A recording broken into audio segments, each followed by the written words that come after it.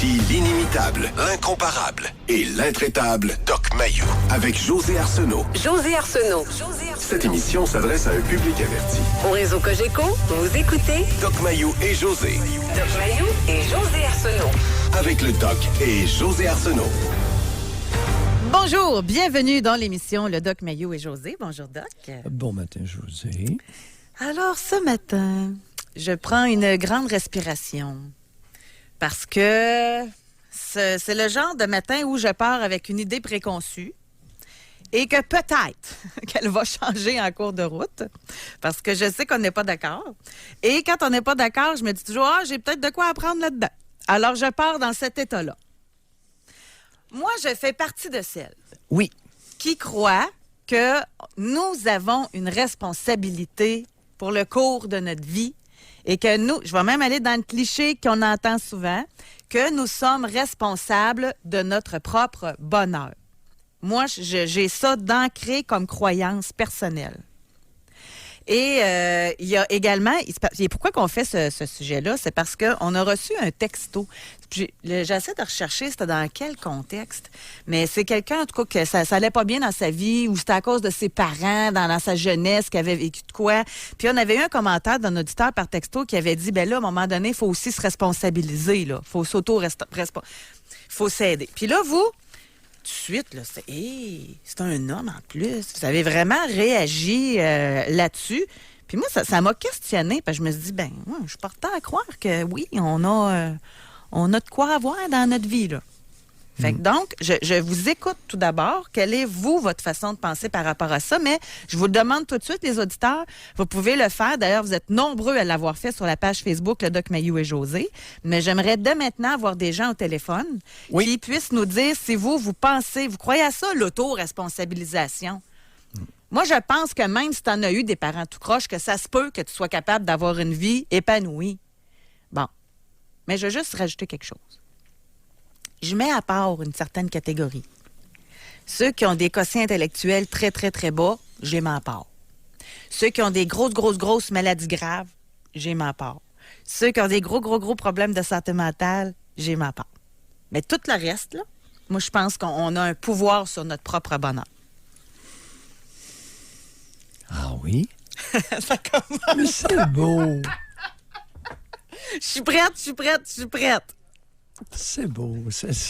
Écoute, la vertu est toujours attrayante. Alors. N'est-ce pas? On a un pouvoir, j'écris, oui. On a un pouvoir sur... Oui, sur notre bonheur. Sur notre vie, sur comment on veut vivre notre vie. Sur notre bonheur. Bon, on va tomber graduellement dans la concrétude. Donc... Si on a un pouvoir sur notre vie, on a un pouvoir sur notre bonheur, on a donc un pouvoir sur nos choix. Oui. N'est-ce pas? Oui. Oui, c'est implicite. Tout à fait. Hein? On a un pouvoir sur nos opinions. Bien là, j'espère. On l'espère. Bien, on pourrait peut-être demander aux auditeurs ce qu'ils en pensent. Bien, c'est ça le but de l'émission, là. C'est pas par rapport à moi, l'émission. C'est par rapport aux auditeurs. Oui. Alors... Je fais juste de dire, sentez-vous à l'aise, les auditeurs. C'est ça. Oui, parce que là, on va aller sonder les cœurs de ça façon... a l'air vraiment grave, là, qu'est-ce que je passe. Avez-vous un pouvoir sur vos choix? Est-ce que vous avez effectué vos choix en pleine connaissance, en pleine possession de vos moyens? Qu'est-ce que tu en penses? Comme on va y aller tranquillement? Ah oui, ça me va. Parce que oui. Mais c'est sûr que... Bon, alors, je fais une nuance aussi. À l'heure actuelle, pas il y a 40 ans. Là. C'est ça que je veux dire aussi. C'est pas à l'âge de 16 ans. Là. C'est aussi comme adulte. Là. Moi, je pense qu'il faut avoir du vécu aussi pour être capable de faire ça de façon totalement libre. Dans les 5 dernières années, avez-vous effectué des choix en pleine possession de votre coco, de votre psychisme, de vos facultés? Puis, je suis tout à fait d'accord, tu as écarté certaines catégories parce qu'ils n'ont pas le psychisme pour pouvoir choisir. Ah non, puis de toute librement. Façon, tu peux pas là, être un paraplégique puis dire c'est moi qui décide de mon bonheur. Là. Alors là, oui, il y a une façon de voir la vie, par contre. Là. On va y aller avec des termes légaux. Est-ce que vous avez suffisamment de possession de votre psychisme qui vous permet d'effectuer des choix libres et éclairés.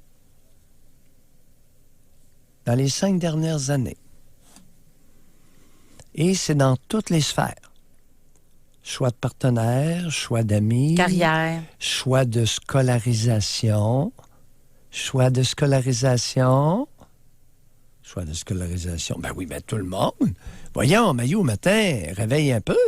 OK, vous élargissez ça, là. Y très, a-tu très quelqu'un large, là. qui va choisir un domaine de scolarisation qui ne lui convient pas? Oui, puis on l'a fait, ce sujet-là, à maintes reprises. Il y en a qui se font dire dans quel domaine aller par leurs parents. Ça existe. Mais, attends un peu, là. Mais, ça, c'est quand tu es jeune. C'est pour ça que tantôt, j'ai pris le temps de dire, Voilà. quand tu es adulte et que tu te rends compte que ce métier-là n'est pas pour toi. Alors, attends un petit peu. Non, j'ai pas fini. Oui. Non. C'est quand tu te rends compte que ce métier-là n'est pas pour toi, que tu t'es fait remplir le cerveau par tes parents. Là, ce moment-là, il t'appartient. Bon. Alors, au primaire et au secondaire, c'est normal que les parents décident J'ai dans jamais le dit ça. meilleur... Non. Je te fais pas dire des mots. Je l'affirme, moi. Donc, si on va dans cette foulée-là, chers auditeurs, c'est normal que les parents décident pour le choix de l'école primaire, pour le choix de l'école secondaire. Mais qui a dit mais ça que il y a- c'est normal? Mais, ben oui, Il celui... n'y a personne qui a dit l'auditeur. ça, là. Ben oui, l'auditeur qui nous a invités à se responsabiliser Oui. supputait ce que je viens de dire. C'est la rhétorique, c'est le discours dominant. Bon, je continue. C'est normal pour les parents de choisir l'école primaire. Penses-tu qu'on va les laisser choisir leur école secondaire? Non. Par contre, est-ce qu'on leur laisse choisir l'université? Ben oui. Ben, tout le monde, tous les parents ont laissé le choix d'aller à l'université à leurs enfants. Ben oui. Et là, ils sont responsables. Puis on leur dit, tu vas te responsabiliser à partir d'aujourd'hui. C'est coupé au couteau, là. J'ai choisi ton école primaire, j'ai choisi ton école secondaire, tu choisis ton université. Et là, v'là-tu pas que la jeune de 17 ans, 18 ans, les gadelles lui pognent. Les genoux lui claquent ensemble. Elle court chez le médecin, puis on lui donne du Vivance. Pourquoi? 1 sur 2, à la fin de l'adolescence, est anxieuse au quotidien. Mais elle en est responsable dorénavant. T'es anxieuse, ma grande, c'est à toi de régler ton problème. D'où la course chez le médecin pour avoir du Vivance, des antidépresseurs. Hey, c'est tellement pas là, je pensais qu'on irait, là. Oh, excuse-moi, je vais peut-être bifurquer en quelque part. Ah non, mais on y va dans le début de tout ça, selon vous, comment ça commence, puis comment Ben oui, quelqu'un qui était anxieux, parce que moi, c'est le contraire, mais c'est vous le psychiatre, là, je le comprends, là, mais moi, dans ma perception, c'est que oui, tu peux avoir pris du Vivance quand tu étais jeune, oui, tu peux t'être fait remplir le cerveau de par tes parents, mais à un moment donné, quand je dis qu'on oui. se responsabilise, ben je pense que ça se peut. Comment ça se fait qu'il y a des super histoires, des fois, qu'on entend, si on est dans la même famille, mes parents étaient criminels, mes parents étaient ci, etc., puis qu'il y en a que, oups, ils ont décidé qu'eux autres, c'est pas le genre de vie qu'ils allaient vivre. Ça se peut, ça. Puis pourtant, leurs oui, frères tout ou sœurs, eux autres, non. Eux autres, ils n'ont pas pu. Tout est possible. Ben oui, Mais c'est ça que je veux qu'on discute. Oui, mais ça n'explique Qu'est-ce pas. qui fait qu'une Alors, femme qui a vécu avec un conjoint violent, par exemple, Oui. elle décide de dire, bon, là, ça fait, là, je prends ma responsabilité puis je sors de là. Oui. Bon, c'est ça que je fais référence. Tu sais, oui, il y en a que c'est plus difficile. Il y a des contextes qui sont difficiles, mais il y en a qui peuvent le faire. Vois-tu, je vais utiliser une petite image ce matin qui pourrait être légèrement dévastatrice. Je te construis une maison standard, OK? Sur des blocs de béton. Pas de footing, pas de salage, on met des blocs de béton. comme on fait avec des chalets. Tu comprends? Mais c'est une maison. Après, je te vends à la maison, puis je te dis, il va falloir que tu l'entretiennes. Et tu es responsable des craques d'un mur. Puis tu es responsable de tout. Ben là, tu vas me regarder, tu vas dire, écoute, Pierre, non, pas sérieux, là, mon maudit. Tu me construis une cabane sans les fondations nécessaires. Oui. Puis là, tu vas me dire que dorénavant, je vais être responsable de tout ce qui va se passer dans la cabane. Non, je vais appeler un avocat puis je vais te poursuivre pour vice caché. OK. Merci, j'ai rien d'autre à dire.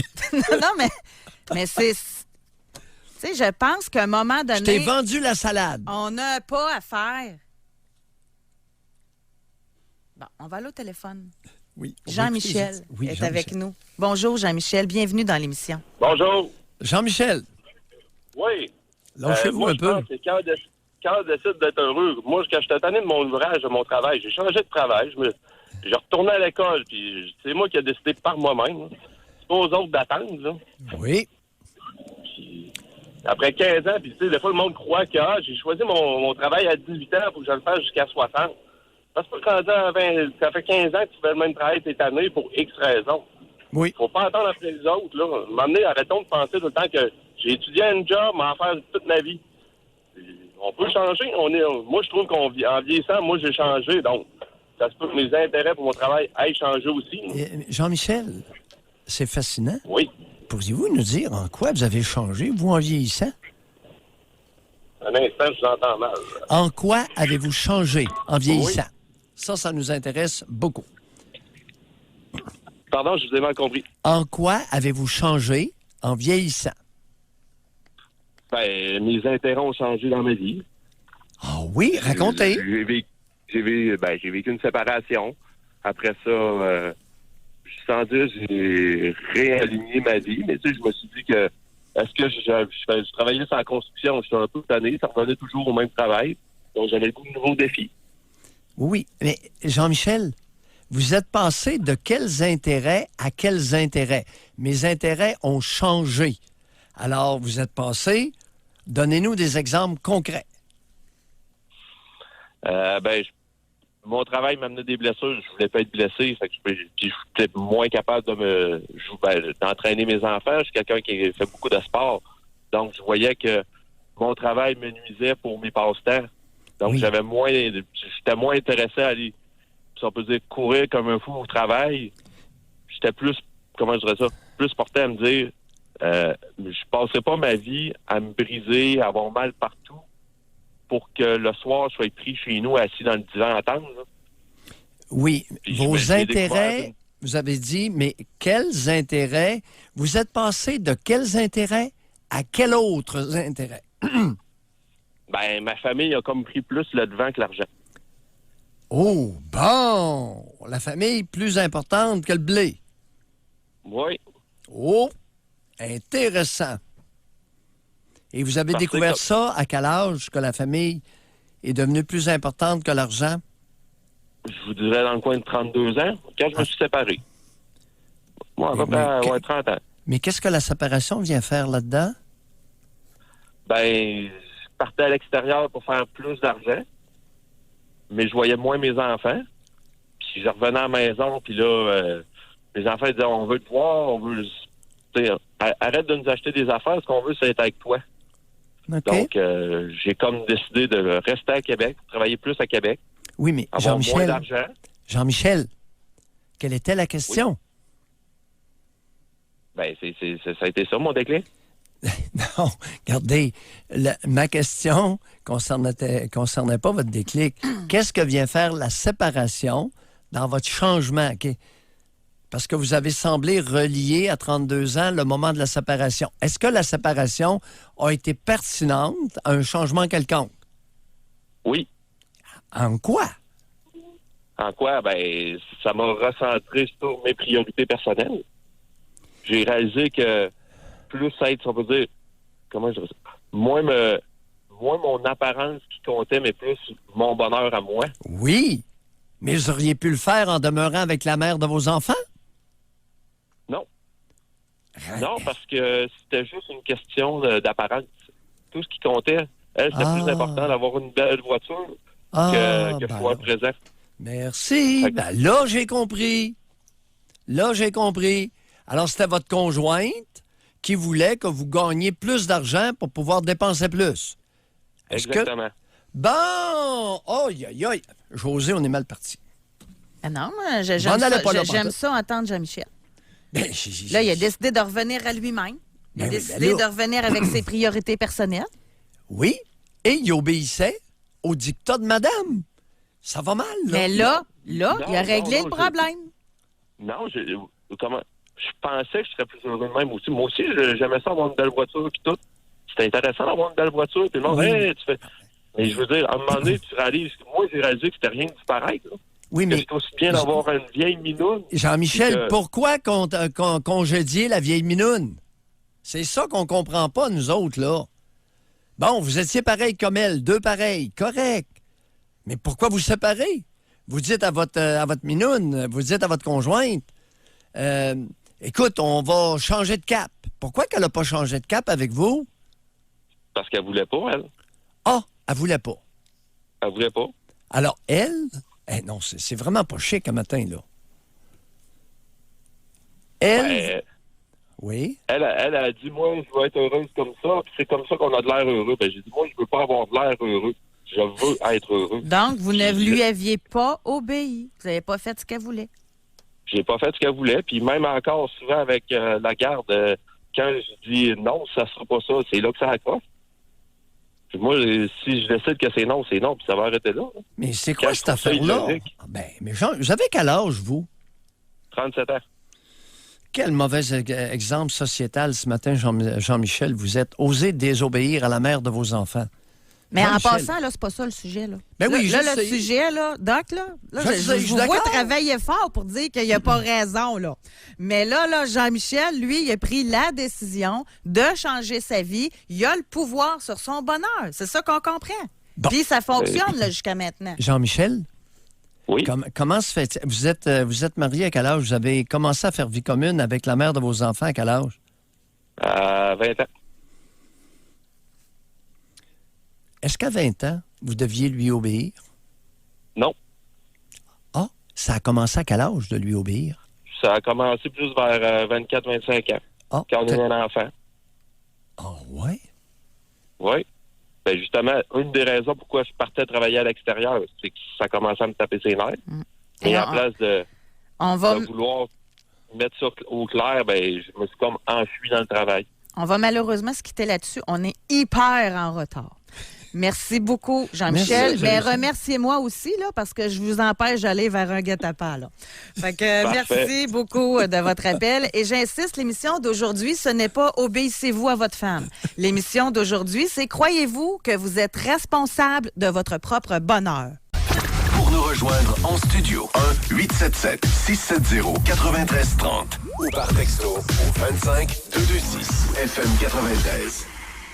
Est-ce que vous croyez que vous êtes responsable de votre bonheur? C'est ça notre question aujourd'hui. Vous vouliez revenir sur notre appel de Jean-Michel? Bien, écoutez, on a été coupé par l'interruption involontaire. On n'a pas le choix. Ce sont les impératifs de l'émission. Bon. Jean-Michel nous a raconté, candidement, 37 ans, qu'il est allé travailler à l'extérieur, semble-t-il, pour faire plus d'argent. L'argent était important. Quelle est la dernière phrase qu'il nous a envoyée dans les dents, tout juste avant la fin? Je suis allé travailler à l'extérieur à 24 ans, après la naissance du premier enfant, parce que j'en avais assez. Est-ce que j'ai bien entendu? Ça a été envoyé tellement, puis on a coupé, là. Alors là, lui nous racontait, puis on a tous acheté le fait que, comme beaucoup d'individus, va travailler à l'extérieur, fait un pote, ramène ça à la maison, alouette. À 24 ans, après la naissance du premier enfant, je suis allé travailler à l'extérieur parce que j'en avais assez.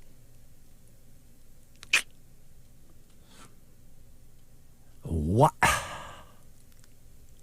Ce qu'on se dit à soi-même pour expliquer le choix qu'on a fait est peut-être pas tout à fait la vérité.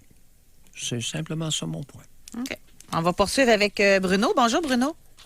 Oui, bonjour. Bruno. Moi, je suis parfaitement d'accord avec madame. On devient ce qu'on fait de notre existence. Oui. OK, on choisit pas si et quand on vient au monde et dans quelles conditions médicales on va vivre ou quand on crève, mais c'est le fond de mon appel, c'est d'être conscient de sa personne et de faire ce qu'on peut faire dans la limite du possible. Oui. Alors, parlez de vous. Vous avez quel âge? oui, Qu'est-ce que vous avez fait? Racontez-nous ça. Dernièrement, j'ai eu une promotion. C'est moi qui est allé la chercher. Je n'étais pas satisfait de mon ancien employeur, fait que j'ai claqué la porte. Puis, oui, j'ai des plus gros revenus, mais les conséquences sont là quand même. C'est beaucoup plus exigeant. Oui, je suis seul maître à bord. C'est moi qui conduis. Je peux presque tout faire du moment que je respecte les limites de mon véhicule, le code de la route et tout ce qu'il y a de réglementation. C'est sûr que si je commence à être négligent, que je fais pas attention à ma finance, qu'il y a trop de tickets, qu'il y a trop d'avertissements, qu'il y a des problèmes avec la justice, ma vie va devenir très misérable et ça va être de ma faute parce que ça a été mes actes et c'est moi qui ai été responsable de. C'est pour ça que je dis que je suis parfaitement d'accord avec Mme Josée. Vous avez quel âge, Bruno? Mais là, Oui. j'ai 42 ans. 42 ans. Allez-y, continuez. Oui, j'ai grossi mon véhicule personnel. Oui, c'était à peu près prévu, mais j'ai pas tout à fait mesuré le poids de la finance. Mais je vis encore très bien avec. Là-dessus, il n'y a pas de problème. Mon point, c'est que tu es responsable de tes décisions. Oui. Il faut que je fasse tout ce qui est possible pour pas avoir à retourner chez le concessionnaire et rendre les clés. Fait que je dis pas que je suis parfait. Oui, il y a des gaffes, j'en fais encore. Ça fait longtemps que je suis sur la route division US. Oui, je vais graffiner encore des remorques. Je vais riper en reculant. Mais c'est de plus en plus minime. Et j'ai la clairance pour clairer mes gaffes. Et il faut que je déclare tout. Le jour que je vais être écœuré ou que ça va devenir vraiment, vraiment trop contraignant, c'est le fond de mon appel et de mon point. J'ai l'autorité, j'ai les moyens pour changer ma situation. J'irai faire autre chose, quitte à gagner moins cher, mais moi, peut-être meilleur, avoir une vie meilleure. C'est à voir. Mais là, dans le moment, le mieux pour ma situation, c'est celle-là que je vis là. OK. Vous avez mentionné un point, Bruno, que vous aviez des plus gros revenus, mais que c'était plus exigeant. Est-ce que vous déplorez les exigences ou le fait que ce soit plus exigeant, vous vivez bien avec ça? Des fois, on se questionne, mais ça prend une période de temps pour en juger. Comment je cherche mes mots, là. Mais qu'est-ce qu'il y a de plus exigeant avec un plus gros revenu? Responsabilité. Comme là, hier, on m'a envoyé drug test. Faut que je fournisse un dossier de conducteur. Faut que j'aille pisser dans le pot. Ils sont tout le temps sur ta vie privée. C'est tout le temps de checker plus qu'un terroriste potentiel. C'est tannant à vivre. Là, je suis pas américain, mais avant de mettre le pied sur le territoire, il faut que je sois conforme à leurs règles. Attendez un peu, Bruno, là. En quoi un test d'urine demandé par l'employeur est une exigence? J'ai rien dans mon urine, mais parce que je suis sur la division US. Fait qu'il faut que je me conforme à leurs exigences à eux, aux nôtres. Oui, mais vous amenez ça comme une exigence. Ben oui, mais montrer patte blanche avec son urine, il est où le problème? Il y a d'autres divisions, types de transport, qu'ils n'ont pas à faire ça. Mais si je veux avoir les mêmes revenus ou des plus gros revenus, il faut le faire. Bruno, écoutez, vous urinez le matin, on vous donne un petit pot et vous prenez à mi-jet un petit échantillon. Où est le problème? Oui. Le problème, c'est qu'il me dérange sur mon site de travail. Il fausse mon trip sheet pour un test d'urine. Fait que c'est tous des petits détails qui accrochent de même. Moi, je suis curieuse de savoir en quoi ça atteint votre vie privée. Quand ils disent qu'ils vont jusque dans la vie privée. Bruno, moi, je connais pas ça, votre secteur. Ils vont checker antécédents criminels régulièrement. Oui, mais où est le problème? Il me faut...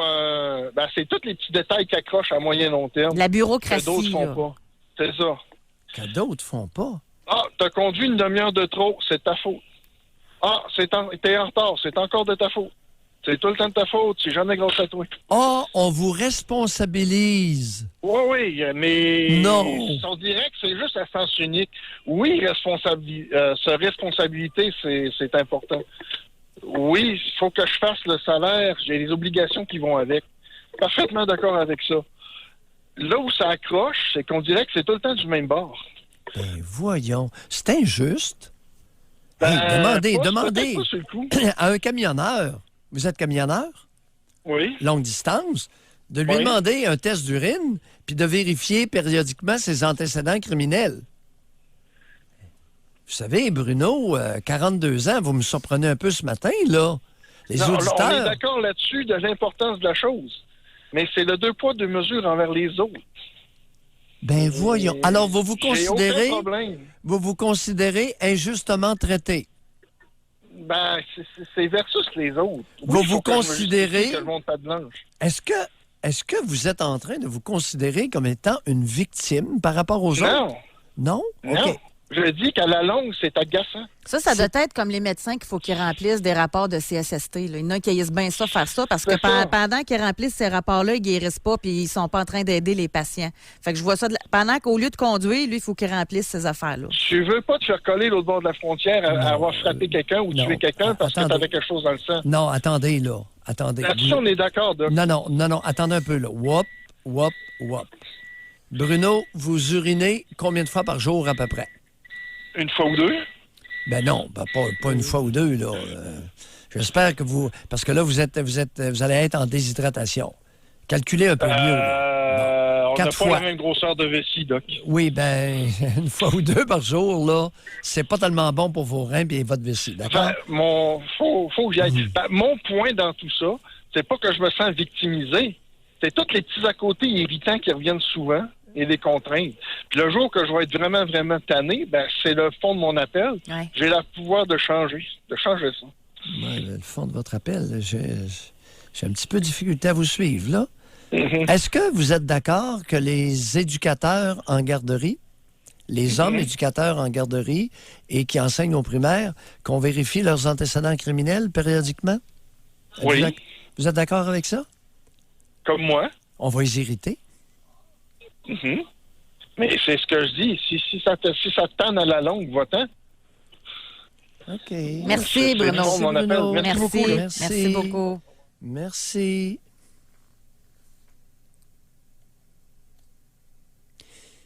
Test d'urine, un irritant, là, non.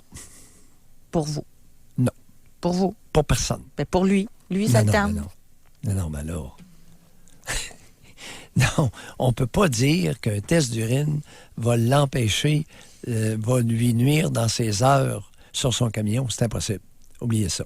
La vérification pour les antécédents criminels est faite au plumitif. C'est public et ça ne le concerne pas du tout. Ça ne lui fait pas perdre une minute de travail. C'est pas lui à fournir ses antécédents criminels. C'est l'employeur qui va au plumitif. Mais en même temps, Ça lui, marche pas, son là. propos, parce Oui. qu'il appelait pour répondre à notre question du jour, Oui? puis il a répondu. Lui, il avait un emploi, il l'a changé, il a claqué à la porte de son emploi, puis il s'en est trouvé un autre. Il n'était pas heureux dans cet emploi-là, il s'en est trouvé un autre. Ben oui, mais il se plaint qu'il est responsabilisé pour une demi-heure de retard. Ça marche pas, là. Incongru. Je dois vous dire, humblement, c'est... Mais quelqu'un qui a le Oui. pouvoir sur sa vie, là, vous pensez que il faut être absolument heureux dans tout, là, puis briller de lueur, là, comme une étoile, là? Tu sais, ça se Vous peut savez- que tu... Non, ça se Oui. peut que tu sois responsable de ce qui t'arrive dans la vie, mais qu'à travers ça, tu en aies quand même des irritants. Moi, je pense pas que ça existe, quelqu'un qui est heureux dans tout, là. Alors, si vous voyez des irritants dans des éléments qui n'en sont pas, je pense qu'il y a un problème. Il faut se demander comment se fait-il que je vois un test d'urine comme un irritant? Comment se fait-il que je vois comme un irritant le fait que mon employeur vérifie mes antécédents criminels au plumitif, périodiquement? Non. Quelque chose qui ne marche pas, là. OK. On prend beaucoup de retard encore. Là. Il est déjà 10h04 minutes. On va aller à la pause. On va sûrement finir par se comprendre en cours d'émission. Là, c'est encore dur pour moi. Je suis honnête, là. J'ai de la misère à suivre où vous voulez vous en aller dans votre explication. Non, je m'en vais pas nulle part. Je constate une incongruité de propos. C'est tout ce que je dis. C'est incongru. Ça marche pas. Moi, je trouve que c'est de chercher des petites bébites, honnêtement. Ah! Parce que l'urine, là, au lieu d'être dans son camion, en passant, je comprends que c'est nécessaire, là. Mais lui, il donnait l'exemple parce que vous lui avez demandé l'exemple, là. Vous êtes allé le chercher, cet exemple-là. Là. Lui, il n'appelait pas pour dire ça là, quand il a appelé au début. Là. Parce que vous parliez d'exigences. C'était quoi les exigences? Puis lui, il a rajouté, c'est des exigences de mon travail que je n'avais pas avant. Donc, c'est plein de petites affaires qui se rajoutent à son horaire qu'il n'y avait pas avant. Fait qu'il a juste répondu à votre question. Puis pour lui, il trouve ça plate, faire un test d'urine. Je pense pas qu'il y a grand monde qui aime ça, faire des tests d'urine de toute façon. Mais lui, il a juste dit qu'il n'aimait pas ça. Regardez, là. Il y a une chose. Avec toute la drogue qui est en circulation,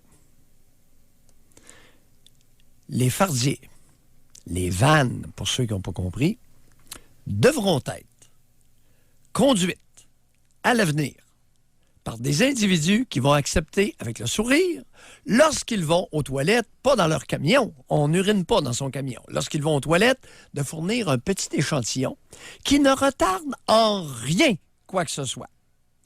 Nos militaires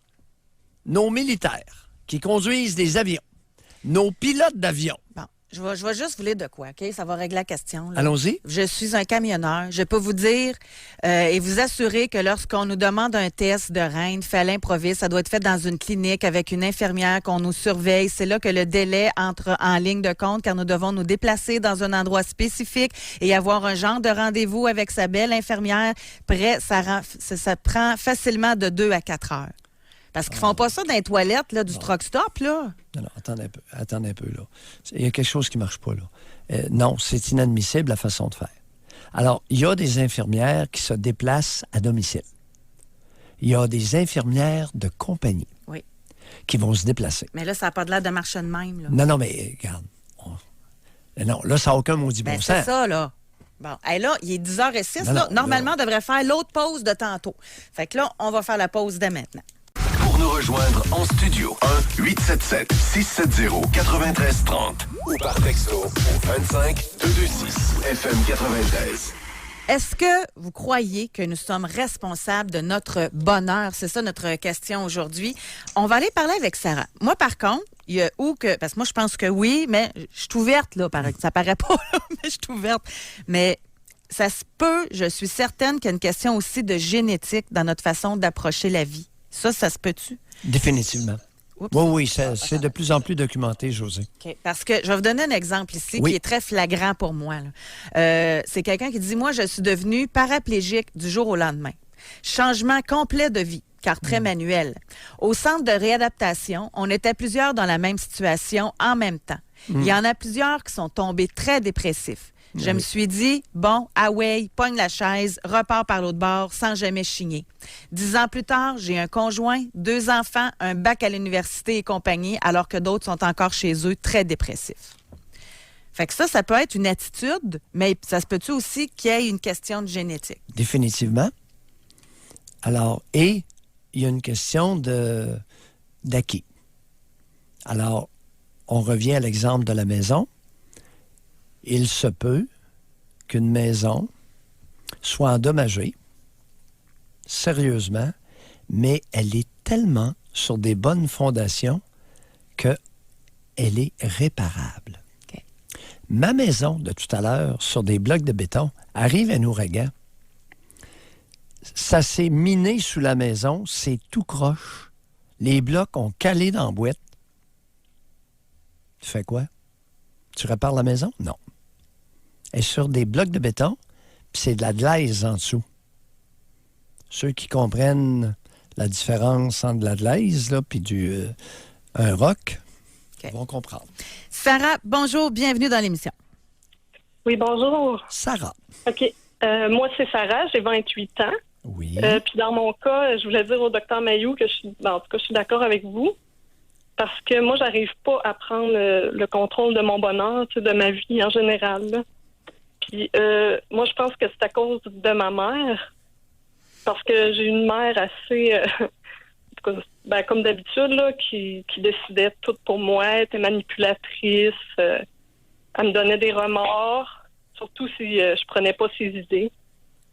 Elle s'est pas intéressée à mon développement. Ça m'a donné de l'anxiété généralisée. Puis aujourd'hui, c'est ça, j'ai vraiment de la misère à prendre mes décisions. Puis ça commence juste à aller mieux parce que j'ai coupé les ponts avec elle. Ouais. Comment vous vous sentez quand quelqu'un comme notre auditeur nous envoie un texto et nous dit, comme beaucoup de coachs de vie, même de psychologues, qu'on doit se responsabiliser? Vous répondez quoi, vous, à ce monde-là, qui vous dit, Sarah, responsabilise-toi. Expliquez-nous. C'est impossible.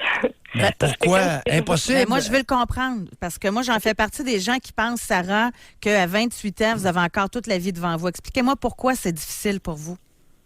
Okay, parce que quand tu es rendu avec de l'anxiété tout le temps, là, c'est que tu vois tout le temps les problèmes, c'est avant, après, dans le futur, tu vois chaque problème plus gros qu'il l'est. Fait que comment je peux aller de l'avant avec de l'anxiété?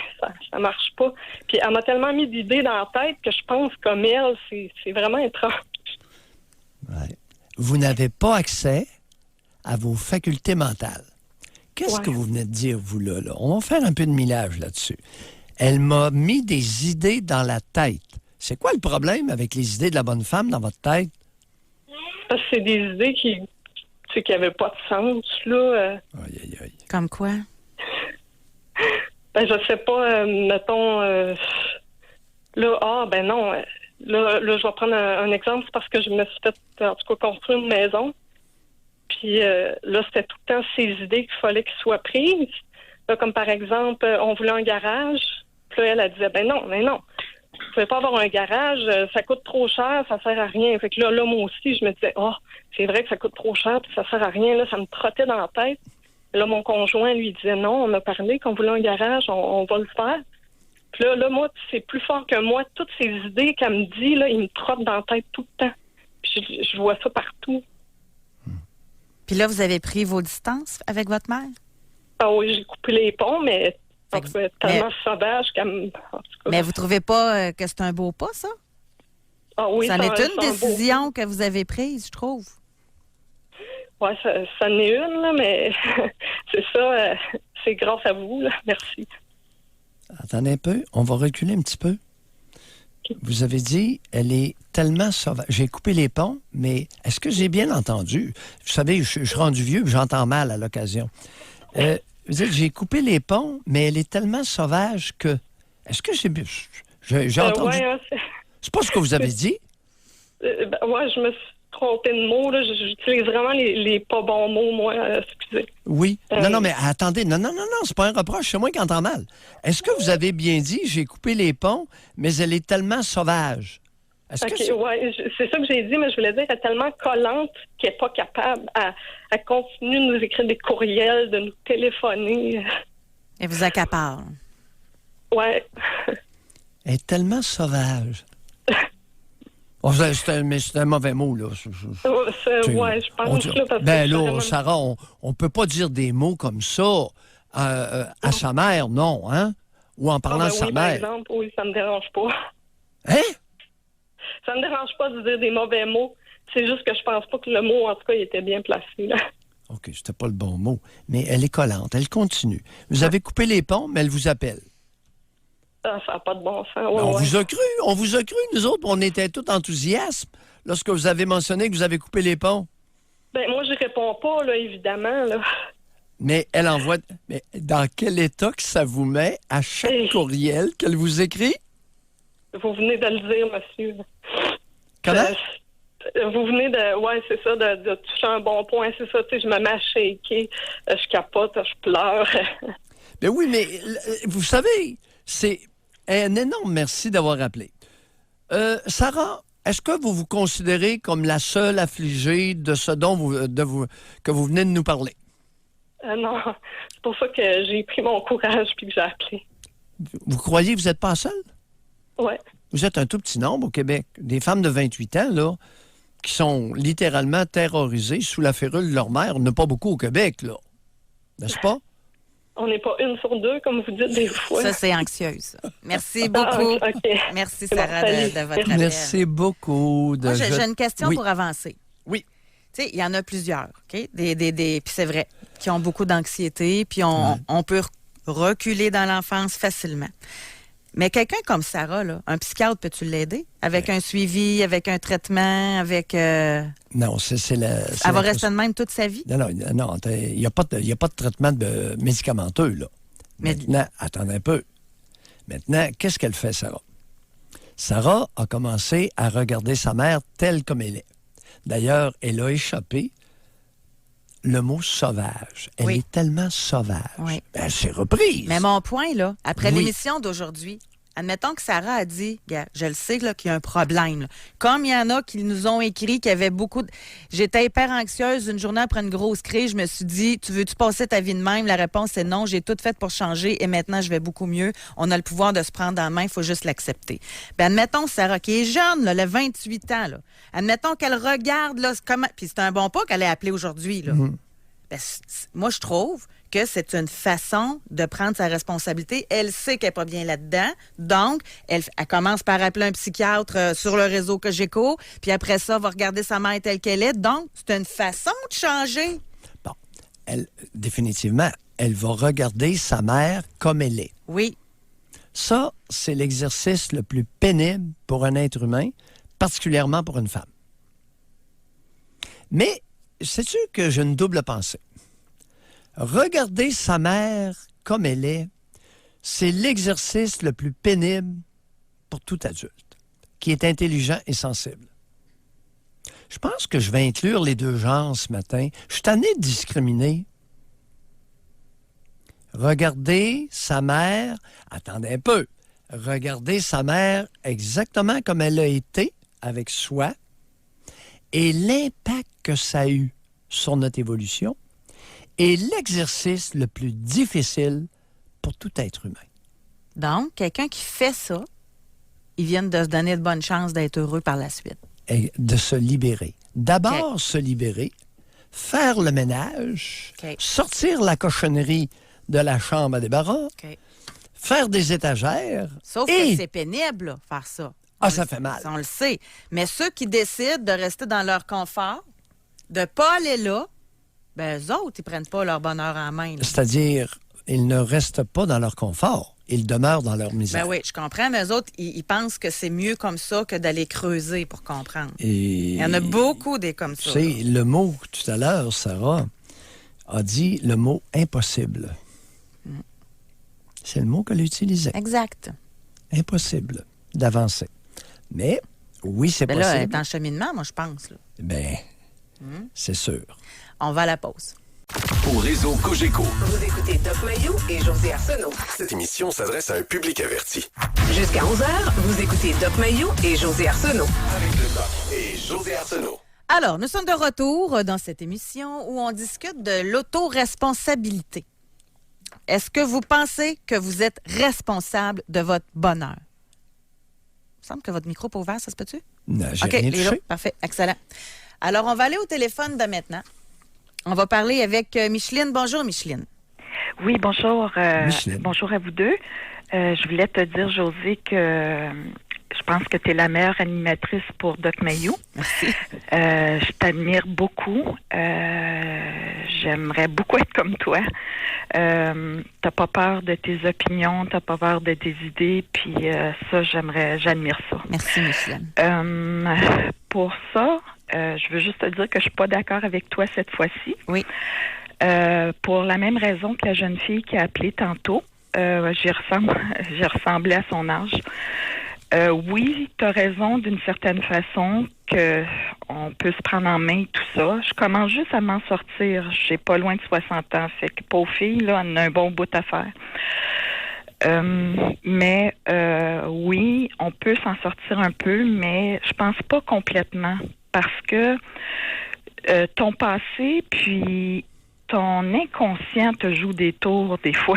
Comme vous, c'est quoi qui est difficile? C'est-tu l'anxiété aussi?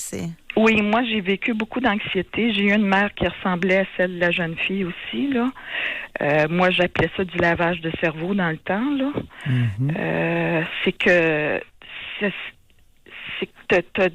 t'as pas une voix, là, mais t'as toujours le disque qui tourne dans ta tête constamment de ce que t'as vécu, ce que t'as entendu. Fait que c'est pas facile. Puis je me suis fait beaucoup exploiter quand j'étais jeune, puis manipulée, contrôlée, tout ça.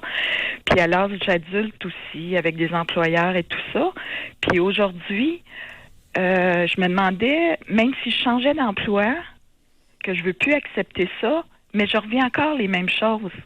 Même si je veux changer, mais je revis toujours les mêmes choses, puis je me rends compte aujourd'hui, avec tout le travail que j'ai fait, parce que moi aussi, j'ai travaillé sur moi, que c'est pas évident des fois. Ça revient. Tu sais, même si on veut plus se faire exploiter, on retourne quand même dans le pattern qu'on veut pas aller, puis on s'en rend même compte. Mais c'est plus fort, on dirait, c'est difficile. Micheline? Oui. Lavage de cerveau par la bonne femme? Oui. Expliquez-nous ça. Faites-nous comprendre le lavage, sur quoi elle vous a lavé le cerveau. Mais juste un exemple, je vais vous en donner juste une ou deux, là, parce qu'il y en a tellement. Là. Allez-y, lâchez-vous, c'est le bon moment, cher. OK. Juste quand j'étais jeune... Les pires. Commencez par les pires. OK. Le pire, c'est que fallait pas faire l'amour avant de se marier. Ben voyons, vous! Il y a où le problème? Il y a un gros problème. Racontez! Racontez, c'est encore... Il y a beaucoup de monde, oui.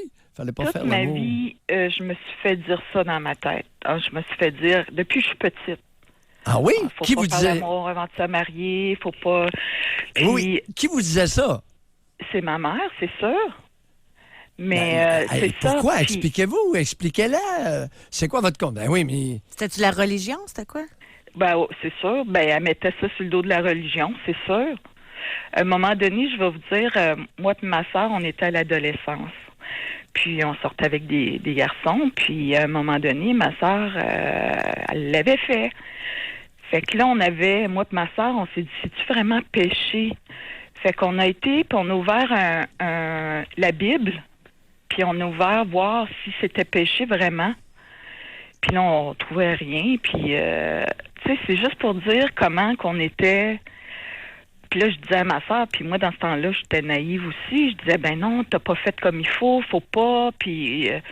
mais aujourd'hui, je me dis moi-même, j'aurais dû le faire bien avant. Là. OK. Attendez un peu. Micheline, vous êtes d'une autre génération. À ce point-là, ça ne prévaut plus actuellement. Là. Sortez-nous quelque chose qui se fait encore. Là. Non, écoutez, les mères qui prétendaient, qui dissuadaient leurs filles d'avoir des relations sexuelles avant mariage, écoutez, c'était presque tout le monde. C'est sûr. Alors, c'est autre sûr exemple, plus contemporain. Okay, un autre exemple. Porter des jeans. Oh! Ouais. Non. Quand j'étais jeune aussi, ma mère nous faisait... elle nous enregistrait quand on parlait, quand on était jeune. Puis on a des enregistrements qu'elle nous dit que c'est sale, des jeans, que c'est pas beau, que c'est des gens qui sont des hippies, des salauds qui portent des jeans. Oui. Attendez un peu là. Micheline, est-ce qu'elle faisait la distinction entre des jeans serrés et des overalls, des jeans là, que les hommes mettent, des overalls avec le panneau en avant, puis les bretelles? Là. Est-ce qu'elle faisait une différence? Non. Non, pas vraiment. Puis Micheline, ça, ces croyances-là, ça vous a affecté? Le fait qu'elle voulait pas de jeans ou qu'elle voulait pas de... Dans mon adolescence, j'ai commencé à en porter des jeans. C'était correct pour ma soeur, mais c'était pas correct pour moi. Parce que moi, j'étais trop grosse. Je pesais 105 livres, 5 pieds 4. J'étais trop grosse. Mais c'est parce que moi, j'étais sexy, puis ma soeur était maigre comme un chicot. Fait que c'est sûr que pour ma soeur, c'était correct, mais pas pour moi. Morale de l'histoire, on s'en va où avec ça? Comment vous expliquez le comportement de votre mère concernant le port des jeans et votre grosseur? Ben, dans ce temps-là, je pensais vraiment que j'étais grosse, là. Comment Mais expliquez-vous le comportement de la bonne femme? Ben, je pense qu'aujourd'hui, elle savait que j'étais sexy, puis elle voulait pas que je sois attirante. Pourquoi? Parce que je l'étais attirante. Oui, mais en quoi ça dérange? La bonne femme? Ben, elle m'enviait peut-être. La jalousie. Continuez, allez-y. Faites-vous aller un peu, là. Micheline, Oui. vous arrivez près de 60 ans. Oui. Allez, on gratte, on enlève les croûtes, là. Ben oui, j'ai enlevé aussi les croûtes, là. Non, non, continuez. 105 livres, 5 pieds 4, là. Oui, ben je suis plus ça aujourd'hui, là. Non, mais... non, c'est pas ça le point. Vous étiez sexy, attirante. Et qu'est-ce Ouais. qui la dérangeait? Ben, elle voulait pas que je fasse l'amour avec les hommes avant de me marier. Ça, c'est une des Elle raisons. voulait pas que vous soyez sexy. Oui. Donc, pourquoi? Est-ce qu'elle vous autorisait à porter des jeans dans la maison seulement? Non. Non. Ben, Pourquoi ça, pas? non. Pourquoi pas limiter le port des jeans dans la maison? Et vous changez de culotte lorsque vous sortez. Vous mettez des patentes amples. Ben oui. Il aurait été où le problème dans la maison? Ben, c'était mon père, probablement. Racontez. Faites-vous aller un peu. Sais. Pardon? Mon père, je le sais que mon père, il me trouvait de son goût. Ben, ça va bien? Il y a de l'amour dans l'air. Ouais. Non, Hein? c'est juste pour dire, je voulais juste Ça fait seulement combien dire- d'années, Micheline, que vous êtes capable de vous avouer que votre père vous trouvait de son goût? Ah, c'est rien que dernièrement. ça Depuis fait quoi quand? excusez, ça Non, non, fait vous quoi êtes- de ça découvrir fait- ça? Ça fait partie de mon cheminement, là, comme je vous ai dit tantôt, là.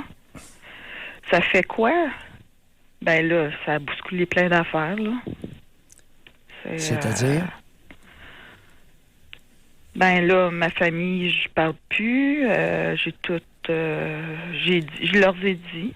Je l'ai dit à un moment donné. J'avais Que? trop bu, puis j'ai dit à ma famille... j'ai dit à ma mère et à mon père que mon père m'avait fait des avances. Comme quoi? Ben, il a pas fait grand-chose, là. C'est qu'il était sous lui, puis il s'est avancé vers moi, puis j'ai refusé, là. J'ai dit de pas s'avancer puis de pas me toucher. Vous Mais aviez ça n'a quel pas âge? été plus loin, là. Vous aviez quel âge, Micheline? 7 ans. Mais c'était... Je vous avais déjà appelé là-dessus. Ma mère était à l'hôpital en psychiatrie, puis il avait trop bu le soir, puis ben, c'est ça. Merci beaucoup, Merci, Micheline. Micheline. Merci, au revoir. Ça aurait pris 3 heures d'émission aujourd'hui.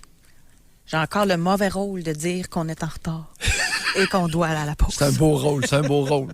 C'est notre salaire. Pour nous rejoindre en studio, 1-877-670-9330 ou par texto au 25-226 FM 93. On a eu Sarah tantôt qui nous a téléphoné pour dire qu'elle faisait beaucoup d'anxiété, qu'elle avait eu une mère qui décède de tout, manipulation, de la difficulté à prendre des décisions, etc. Et elle a commencé à prendre des distances tranquillement. C'est pas fini encore, là, mais elle a commencé le cheminement. On a une auditrice, elle dit j'ai le même problème que Sarah, mais avec mon fils de 24 ans. Est-ce que selon le doc Mayou, ça se fait de couper les ponts avec son enfant? Je vois son nom sur l'afficheur ou reçois un texto de lui. Je fais de l'anxiété, je shake, j'ai de la misère à respirer. Moi, j'aimerais juste savoir qu'est-ce qui vous amène cet Ben état-là? oui, Qu'est-ce qui ben s'est oui. passé? Ben oui, racontez-nous. Vous pouvez même nous téléphoner là, au 1-877-670-9330. On va parler avec Karine maintenant qui nous appelle de Saguenay. Bonjour, Karine. Oui, bonjour. Karine. Le sujet, dans le fond, m'interpelle un peu parce que à force d'écouter vos émissions puis d'avoir suivi des thérapies, parce que moi, je pars de loin, là, j'ai été adoptée par mes grands-parents. Et puis, on était une très, très grosse famille. Puis parce qu'elle avait adopté, dans le fond, la fille de sa fille, ça a créé vraiment beaucoup de violence et de jalousie pour ses fils qui ont subi quand même des divorces puis que elle avait comme pas adopté les autres enfants. Fait que moi, au tout départ, quand j'ai été adoptée, il y avait un rejet là vis-à-vis mes frères qui étaient peut-être mes oncles en même temps, là, parce que dans la vraie vie, si on regarde ça, c'était mes oncles plutôt que mes frères. Exact. Puis, j'ai traîné vraiment beaucoup on va dire pas de confiance en moi parce que je me faisais vraiment traiter de nom. J'ai toujours été surprotégée par mes grands-parents qui étaient mes parents adoptifs. J'ai pas un mot à dire là-dessus, mais il y avait beaucoup de violence entre mon grand-père et ses fils, etc., toujours par rapport à cette adoption-là. Mais mon point, c'est que moi, là, j'ai changé de travail toute ma vie parce que je me suis toujours remis en question. J'ai eu environ 30 jobs dans ma vie à partir de l'âge de 15 ans. J'en ai 58. Aujourd'hui, je suis entrepreneur. J'ai parti une business à 50 ans. Je l'ai depuis presque 7-8 ans. Je me remets encore en question. Je suis toujours en train de me remettre en question. Mais en fait, ce que je veux savoir, le bonheur, même si on a subi beaucoup de thérapie, puis on s'est soigné, puis c'est quoi le bonheur parfait? Ça apporte tout de notre enfance. Karine, parlez-nous de votre mère. Ma mère est toujours vivante, ma mère biologique, qui est considérée comme ma sœur, parce que j'ai jamais eu de rapport très direct avec elle. On en a à l'occasion. Elle est très malade, elle est en fin de vie. Je suis pas allée la voir régulièrement, elle est à l'extérieur. Oui, j'ai eu un rejet. Je sais que j'ai été rejetée à ma naissance. Je sais que toute ma vie, je me suis sentie rejetée. Mais j'ai essayé de soigner ça pour pas traîner ça jusqu'à ma mort. Tu comprends? Je veux pas un boulet à mes pieds. J'ai de la misère avec l'enfance, qu'on traîne tout le temps ça. Puis, Karine, à un moment donné, il faut comme passer à d'autres choses. Karine, parlez-nous Oui. de votre mère. Qu'est-ce qu'elle a, ma mère? Vous avez fait des thérapies. Oui, qu'est-ce qu'elle a, votre mère? Ben, elle a rien. Elle a fait un choix de vie que j'ai accepté. Pardon? Mais j'ai subi le rejet. Elle a fait un choix de vie. Elle a décidé de pas me garder parce qu'elle pouvait pas me garder à me confier à sa mère. Que vous avez accepté, Karine? Oui. Oui, parce que je veux pas traîner ça jusqu'à ma mort. Oui, elle m'a rejeté, mais c'est son choix de vie.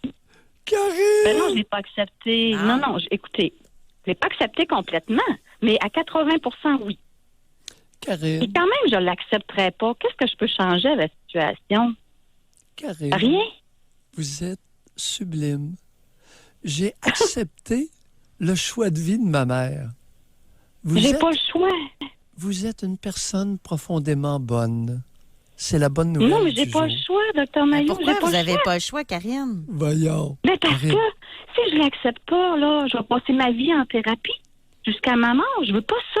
Je veux le bonheur. Je veux être bien, puis je le suis quasiment au complet. Vous lui avez J'ai pardonné. fini par comprendre. Vous lui avez pardonné, n'est-ce pas? Presque. Non, pas tout à fait, mais presque. Est-ce que vous saviez que le pardon est l'enfant pauvre de la réflexion? Oui, OK, mais on change ça comment, en fait? Ah, attendez, qui vous a amené sur le chemin du pardon? Moi-même. Non, c'est pas vrai. Ben oui, je me suis... Mauvaise réponse. Mauvaise réponse. C'est qui? Vous savez, vous avez respecté le choix de vie de votre génitrice. Aïe, aïe. Évidemment, Ben, est-ce qu'on a... évidemment, en thérapie, ça n'a jamais été remis en question, ça. Vos intervenantes étaient toutes ravies que vous respectiez le choix de vie de votre génitrice, n'est-ce pas? Mes intervenants, mes psychologues me disaient toujours que c'était fait, je ne pouvais rien changer à la situation, puis que je devais vivre avec ça. C'est Eh ça. boy. Respecter le choix de vie de sa génitrice. On va Ben se quitter non. là-dessus, On Karine. lâche pas, Karine. On va lâche se pas. quitter Ça là-dessus. s'en vient. Ça s'en vient. On a égratigné quelque chose ce matin. Bye. Merci. Merci. On va à la pause. Pour nous rejoindre en studio, 1-877-670-9330 ou par texto au 25-226 FM 93. Sommes-nous responsables de nos comportements, de notre bonheur? On a Olivia qui nous appelle des Laurentides. Bonjour, Olivia. Oui, bonjour vous deux. Olivia. Le sujet m'interpelle. En fait, moi, la question que je me pose, c'est est-ce que tout le monde a la capacité, a été outillé en fait pour faire des choix responsables et et être heureux finalement, avoir accès comme à ce qu'on appelle le bonheur. Parce que en fait, je m'explique vite. Moi, je pense que nos choix et notre propension au bonheur, ça dépend en fait de notre maturité affective, de la connaissance qu'on a de soi, et surtout en fait de l'emprise qu'ont certaines personnes sur nous et de notre besoin d'être aimé, et surtout aussi de la peur d'être rejeté. Je vais parler pour moi. J'ai fait un choix de carrière en fait justement parce que j'étais justement j'avais un besoin d'être aimé, j'avais peur d'être rejetée. Le bonheur pour moi c'était le plaisir par procuration. J'étais dans l'abnégation et j'ai fait un choix de carrière en fait pour apporter du bonheur aux autres. Pour moi, j'avais aucune idée c'était quoi le bonheur pour soi. Olivia, qu'avez-vous choisi comme carrière? J'ai fait un DEP en cuisine, puis j'ai travaillé en gastronomie, puis ça me valorisait beaucoup. Le monde autour de moi me valorisait beaucoup par rapport à ça. Puis je suis rentrée dans ce jeu-là. J'ai invité des amis à la maison. C'était toujours, je les recevais comme des rois, on va dire. Puis eux étaient à table en train d'avoir du fun. Puis moi, j'étais comme autour d'eux à préparer, puis à faire la vaisselle, à ramasser. Puis j'avais l'impression que c'était ça le bonheur. Je faisais plaisir aux autres, puis le monde en profitait, puis c'était ça. Puis je me suis rendu compte, en fait, à un moment donné, que c'était pas ça du tout. Puis, Mais depuis quand qu'être une servante, ça n'est pas valorisé, c'est dévalorisant? Mais vous étiez une bonne servante? Et vos invités étaient les témoins aux premières loges? Ouais. Évidemment, toutes les femmes se levaient après pour vous aider à faire la vaisselle puis à nettoyer la place. Non, mais je vais vous dire, j'étais le genre de personnalité à dire, mais non, reste assis, je vais le faire. Ben Puis, oui! je vais le faire quand vous serez parti. Et les derrière demeuraient assis, n'est-ce pas, Olivia? Ben oui, mais je leur disais en même temps... Ben oui, c'est de votre faute, voyez-vous? Vous êtes responsable de votre malheur, diraient beaucoup d'auditeurs. De mon malheur, Pardon?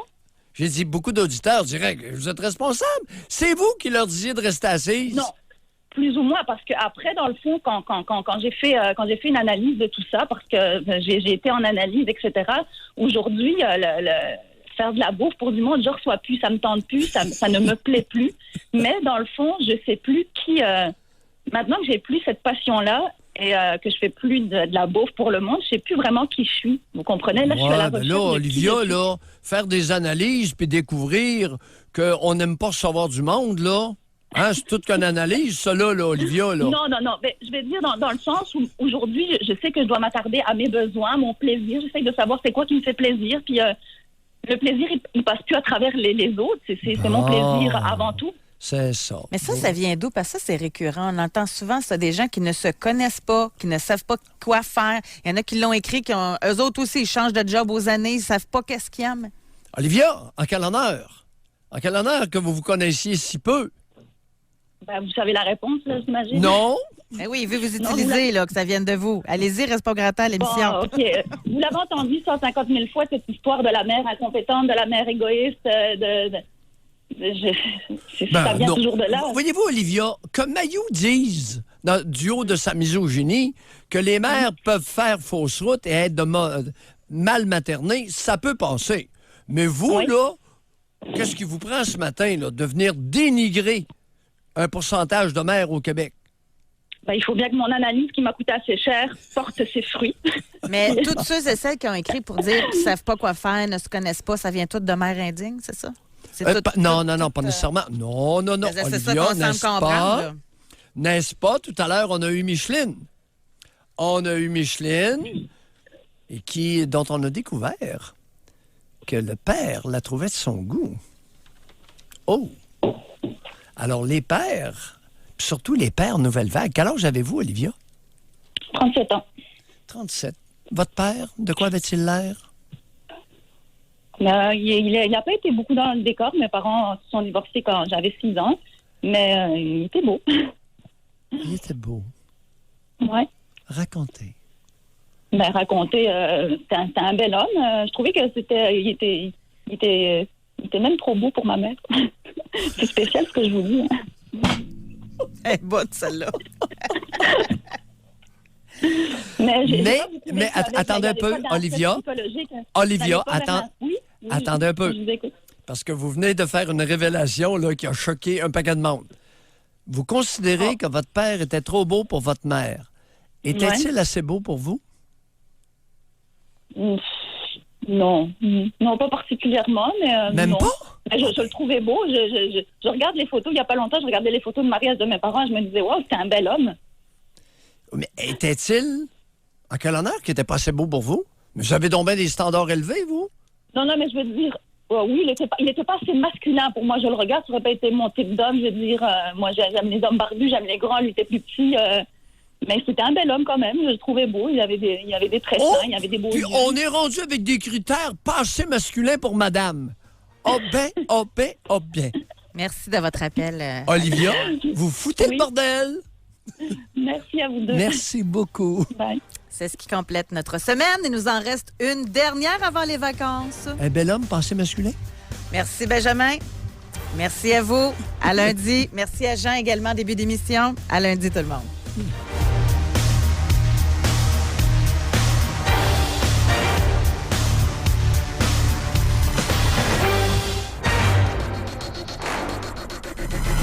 Soyez là lundi, 9h30. Pour une autre édition du Doc Mayou et José. Avec Doc Mayou et José Arsenault.